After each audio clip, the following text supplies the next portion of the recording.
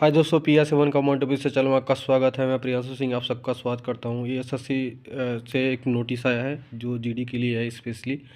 इसमें जो तीन बातें जो कही गई हैं, जिसमें से जो एक बात है बहुत ज़्यादा इम्पोर्टेंट है, मैं आप सबको उसके बारे में बताऊँगा। इस नोटिस में है, आपको इसके बारे में क्लियर करूँगा। और एक बात और है, जो नोटिस उसको देना ज़रूरी था, इसलिए ज़रूरी था क्योंकि कुछ प्रॉब्लम होते थे वहाँ पे फिजिकल वर्क में, और मेडिकल टाइम में भी होते थे। तो उनके लिए ज़्यादा प्रॉब्लम होती थी इस चीज़ के लिए, क्योंकि उनको पता नहीं चलता था इस बारे में। तो ये तीन जो बातें हैं मैं आपको इस वीडियो में बताऊंगा। चलते हैं फिर हम आपको इस नोटिस पे। नोटिस के बारे में 12-11.4 करके लिखा है इसमें। इसमें महिलाओं से संबंधित है, फीमेल वर्क। इसमें फिजिकल एफिशिएंसी, पहली बात तो मैं आपको इसके बारे में बता दूँ, ये इसका नोटिस देने का क्या मतलब है। इसका नोटिस का मतलब सिर्फ इसलिए है नोटिस देने का, क्योंकि जब फॉर्म फिलअप किया जाता है, फॉर्म भरा जाता है, उस समय जो मतलब लड़कियां होती हैं वो अनमेरिड होती हैं। तो उस समय जब वो अनमेरिड होती हैं तो उस समय उनकी शादी हुई नहीं रहती है।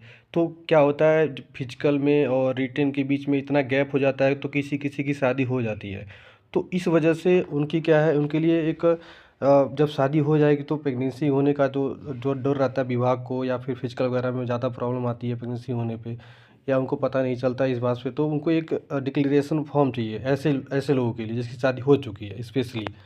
बाकी और कोई लड़कियों के लिए तो नहीं ऐसा उसमें लिखा है कि सभी फीमेल के लिए, ओनली उन्हीं के लिए होता है, क्योंकि ज़्यादातर प्रॉब्लम उन्हीं को होती है।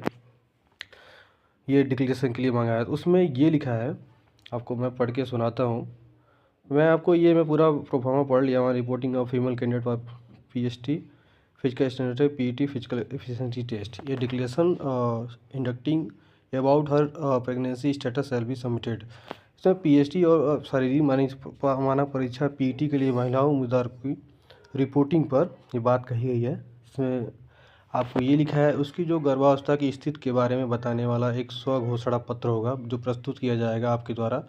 यदि वो घोषणा करती हैं कि वह गर्भवती नहीं है तो उसे अनुमति दी जा सकती है इस बात को लेके, क्योंकि वो डिक्लेरेशन फॉर्म आपको मिलेगा इन टाइम PST में, PST के टाइम, या फिर उनका एडमिट कार्ड ही शायद हो सकता है उनके साथ आए। तो PST PET में भाग लेने के लिए, झूठी घोषणा के मामले में भुगतने के लिए सभी जोखिम PST का उसका अपना होगा। मतलब इसमें ये लिखा है, जो मतलब फीमेल कैंडिडेट के लिए लिखा है, प्रेग्नेंट होने पे अगर अगर वो गलत या ऐसी कोई झूठा मतलब डिक्लेरेशन फॉर्म भरती हैं कि नहीं मैं प्रेग्नेंट नहीं हूँ इस बात को लेके, तो उनका खुद का वो जोखिम मतलब भरा अपना वो रिस्क रहेगा। विभाग से या फिर उस एसएससी का कोई जिम्मेदारी नहीं लेगा इस बात को लेके, आपको कुछ भी हो जाता है इन फिजिकल के टाइम में। तो इसकी आपको पुष्टिकरण करना है उस डिक्लेरेशन फॉर्म में, ठीक है। बाकी और कोई प्रॉब्लम नहीं है। जो आपको अस्थाई मतलब इसमें ये है कि PST में आपका उम्मीदवार का घोषणा करने के बाद आपका पुष्टिकरण गर्भावस्था परीक्षा किया जाना चाहिए। यदि वो पाई जाती है गर्भवती होने के लिए गर्भावस्था की अवधि के बावजूद उसे अस्थाई घोषित किया जा सकता है। मतलब उसको टाल सकता है, मतलब कुछ समय के लिए टाल सकता है। उसकी नियुक्ति गर्भावस्था समाप्त होने पर स्थगित रखी जाएगी। यानी जो है प्रेगनेंसी का जो टाइम उसमें दिया जाएगा, डॉक्टर के द्वारा जो रिपोर्ट दिया जाएगा आपके द्वारा वो बताएंगे, तो उसको आप एक डेट रखा जाएगा कि आपको इस डेट के बीच में आपको कम से कम, हमको लगता है कि 6 महीने का इसमें बताया भी है कि इस रिक्ति के विरुद्ध महिलाओं अभ्यर्थी का चयन किया गया था जिसके लिए आरक्षित रखा जाना चाहिए। इसमें आरक्षित रखा जाएगा। तो प्रसूति की तारीख के 6 सप्ताह बाद उसकी PST PET के फिर से जांच की जाएगी।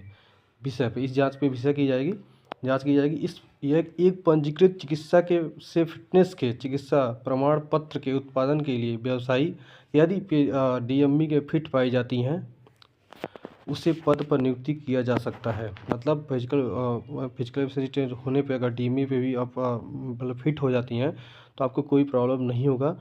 और सरकार द्वारा ये घोषित का महिला द्वारा पाए जाने में स्थिति पाई जाती है ये। तो आपको स्पेशली ये टोटल वही पॉइंट पे है कि उनका एक डिक्लेरेशन फॉर्म आएगा और उसको आपको फॉर्म फिलअप किया जाएगा। तो फॉर्म में ज़्यादा टेंशन लेने की ज़रूरत नहीं है। इसमें जो आपको मिलेगा वहाँ पे आपको बताइए, स्पेशली उन्हीं के लिए जो मैं बताया हूँ पहले स्टार्टिंग में कि ये प्रॉब्लम होती है वहाँ पे SSC के द्वारा। और उनको थोड़ा सा प्रॉब्लम झेलना पड़ता है फिजिकल वगैरह में। तो अगर पहले, क्योंकि कुछ लड़कियां हैं नहीं पता रहता है उनको, तो उनको लिए रनिंग के लिए वो चली जाती हैं। इस बेस पे उनको क्या है कि आपको एक टाइम मिल जाएगा, आपको कोई आपका वैकेंसी छीनेगा नहीं, आपको वहाँ पे ज्वाइनिंग मिलेगी एनी टाइम, कभी भी आप रिटेन में पास रहेंगे तो। और एनसीसी का क्या है, एनसीसी जो सबसे ज़्यादा इम्पोर्टेंट है, एनसीसी धरकों के लिए स्पेशली। एनसीसी में पहले ये नहीं था, मतलब एनसीसी का मतलब एसएससी जीडी में पहले ये नहीं था जो एनसीसी का जो नंबर मिलता था, अब ये बहुत अच्छा कर दिया कि नंबर मिल रहा है इस बार। तो इसमें बहुत ज़्यादा बेनिफिट होने वाला। जो जिसका सी सर्टिफिकेट है उसको 5% मैक्सिमम मार्क मिलेगा। 5% मतलब आपको जो रिटेन देंगे ना, उस रिटेन में जितना नंबर आएगा नॉर्मेशन होने के बाद उसमें 5% नंबर ऐड होगा आपका। जो बी वाले का है वही क्राइटेरिया 3% ऐड होगा, या जो ए सर्टिफिकेट है उसको 2% ऐड होगा। इसमें बहुत ज़्यादा एनसीसी वाले लड़के इस बार सेलेक्ट होने वाले हैं, मुझे जहाँ तक पता है। जो एनसीसी वाले आर्मी में नहीं अपने आप को मतलब नहीं जा पाए, वो इसमें अपनी भाग्य लक आजमा सकते हैं। इसमें थोड़ा कम नंबर भी रहेगा तभी उनका नंबर इतना बढ़ सकता है। तो इस बात को लेकर आपको ज़्यादा टेंशन लेने की ज़रूरत नहीं है। एनसीसी वालों के लिए तो सबसे बेहतर मौका है इस बार जीडी में।